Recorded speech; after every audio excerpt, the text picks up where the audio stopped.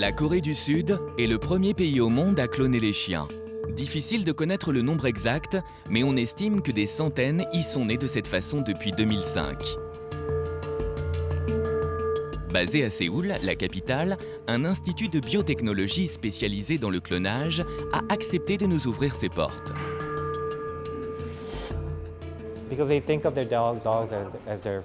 Les gens considèrent leur chien comme un membre de la famille. Alors quand il meurt, ils n'arrivent pas à retrouver le même amour dans un nouveau chien. Adopter par exemple, ils veulent retrouver leur chien disparu. C'est en général la raison pour laquelle ils viennent. Mais le parcours pour cloner son animal est semé d'embûches. Les candidats doivent s'armer de patience et d'argent.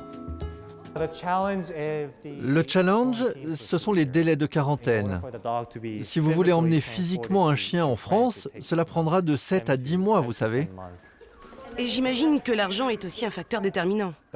Oui, l'argent est aussi décisif. La plupart des candidats au clonage remettent leur projet à plus tard à cause du prix. Aujourd'hui, l'opération coûte environ 100 000 $.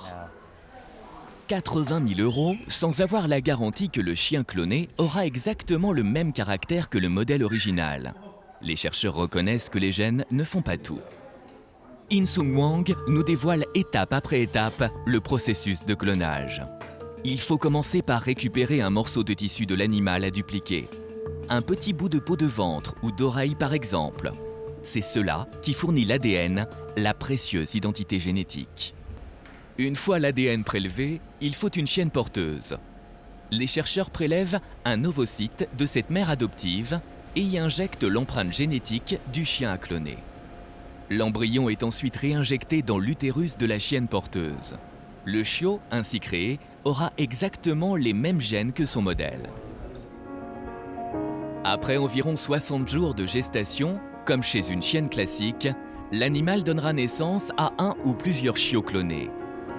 Exceptionnellement, nous assistons à la naissance par césarienne de 2 bergers allemands génétiquement identiques à l'un des meilleurs chiens sauveteurs. La présidente de cette association de défense des animaux préfère donner son amour à des chiens abandonnés plutôt qu'à des clones. Je suis contre le clonage, pas seulement celui des chiens, mais aussi de tous les animaux. Ce processus ne peut pas garantir leur bonne santé. Et en plus, c'est cruel pour les mères porteuses. Le clonage soulève en effet de nombreuses questions. Il faut une quinzaine d'embryons pour donner naissance à un seul chien. Et même si le clonage des chiens provoque moins de malformations que chez d'autres espèces, une partie importante des chiots mourrait dans les semaines qui suivent la naissance. Loup, cheval, furet. La liste des animaux que l'homme a été capable de dupliquer de par le monde ne cesse de s'allonger. En France, cette pratique est très encadrée. Une institution comme l'INRA ou une école vétérinaire doit impérativement solliciter l'accord du Comité national d'éthique. Le clonage humain, lui, est strictement interdit sous peine de 30 ans de prison et près de 8 millions € d'amende.